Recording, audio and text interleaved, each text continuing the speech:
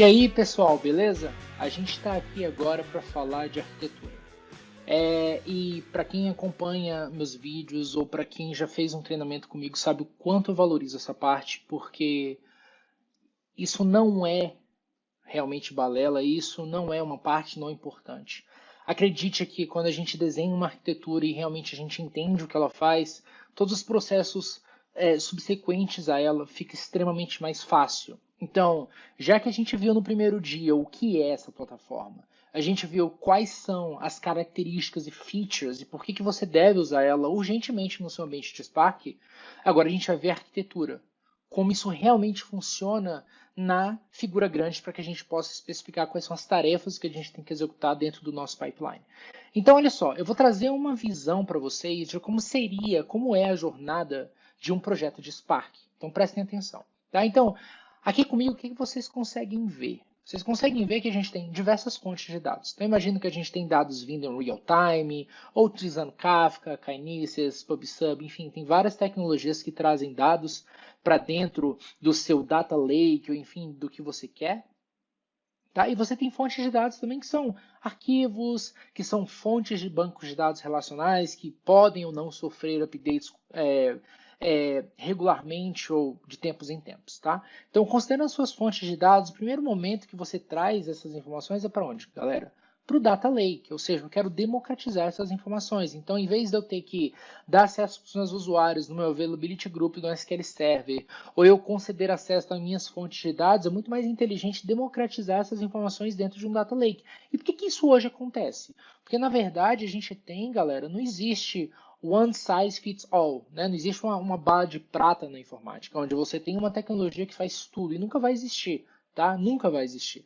Então, o que a gente quer cara, cada tecnologia que está sendo exposta na nossa fonte de dados, ela tem uma característica interessante. O Kafka para injeção de dados em real time, arquivos JSON, porque é o formato que a gente trabalha de comunicação em REST APIs em sistemas modernos, arquivos CSV, que são ainda arquivos que são gerados e vão continuar sendo gerados em daily basis ou weekly basis, onde esses dados são colocados dentro de um FTP, é a realidade que a gente vive hoje. E bancos de dados relacionais que não vão deixar de existir, e nem queremos isso, até porque eles são maravilhosos, né? Então são os nossos Tiny Bears. Então a gente tem esse ambiente aqui, essas fontes de dados, e a gente quer democratizar essas informações para fazer analytics, para fazer visão de negócio, para construir o nosso data warehouse, para construir informações analíticas, para fazer previsibilidade, por aí vai. Então a gente democratiza isso no Data Lake. Legal? Então o dado chega aqui, ela não tem schema enforcement, ela aceita um dado estruturado, semi-estruturado ou não estruturado. Então a gente chama isso no nosso ciclo de vida do Spark no Raw Ingestion. Então aprendam isso. Quando a gente está desenhando o ambiente de Big Data, a primeira coisa que a gente vai pensar num Data Lake, onde vai convergir essas informações. Depois a gente tem que processar essas informações. E a gente utiliza o Spark para isso. Né? Então o Spark vai lá, ele lê as informações, ele lê os arquivos CSV, JSON, XML, ele lê arquivo compresso também, ele pode ir lá no banco de dados relacional, mas a ideia é que você convirja todo mundo no Data Lake. Uma pergunta comum, Luan, mas como que eu passo os dados do SQL para o Data Lake? Bem, você pode passar em arquivos CSV, por exemplo. De tempos em tempos você faz um dumping incremental do seu dado e você manda para o Data Lake, tá? Isso se você estiver pensando em batch. Se você estiver pensando em real time, você pode plugar o Kafka no seu banco de dados relacional e trazer esses dados para o Data Lake em arquivos também de forma mais automática, mais eficiente, tá? Mas enfim, os dados chegam no Data Lake, a gente traz essas informações, ou seja, lembra que o Spark é um engine de computação. Ela não é engine de storage. Então ela tem que ler os dados no Data Lake, que podem estar no S3, no GCS, no Blob Storage, no Data Lake Gen2, ela pode estar no HDFS, enfim. Eu leio essas informações, eu carrego para dentro do Spark, dentro de um data frame, de um dataset, tá? Evitem utilizar RDDs. E aí a gente faz todo o nosso processo de lógica. Lembrando que a gente pode utilizar Python, Spark SQL, R, a gente pode utilizar Java, a gente pode utilizar Scala, então a gente tem uma miríade de informações. E essas informações são colocadas dentro do Data Warehouse, para que posteriormente a gente possa ter analytics e relatórios. Bem, mas e se eu trouxesse para vocês algo um pouquinho mais interessante do que isso? Esse é um ambiente que a gente vê hoje em ambientes, tá? De clientes de pequeno, médio e grande scale. Agora, vamos para o que a gente chama de Delta Architecture. É um design de Spark com Delta. Olha só que lindo. Então a gente ainda continua tendo os nossos dados na fonte. Essas informações, elas saem da fonte e elas vão para o Data Lake. né? Então lembra lá que a gente já viu que essas informações vão para o Data Lake. Posteriormente, o que eu faço com essas informações, Luan? Eu coloco elas dentro do que a gente chama de tabelas bronze dentro do Delta Lake.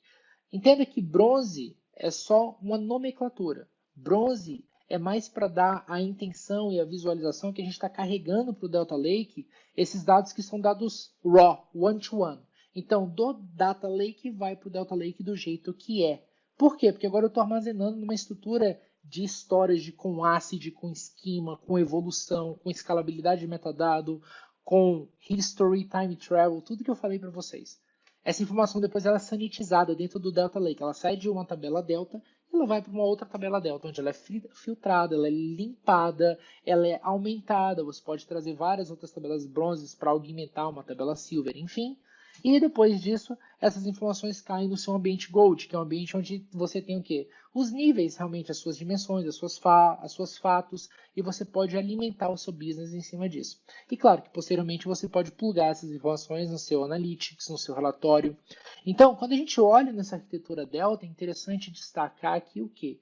Que quando a gente está falando de Delta, a gente está falando de uma arquitetura interessante com bronze, silver e gold. Lembra que esses nomes, eles são somente nomes. Você pode colocar o nome da tabela do jeito que você quiser. A gente só denomina porque a gente divide eles em camadas dentro de uma tabela, dentro de tabelas e dentro da arquitetura Delta, para que fique mais fácil com que você visualize. Bem, eu espero que você tenha entendido.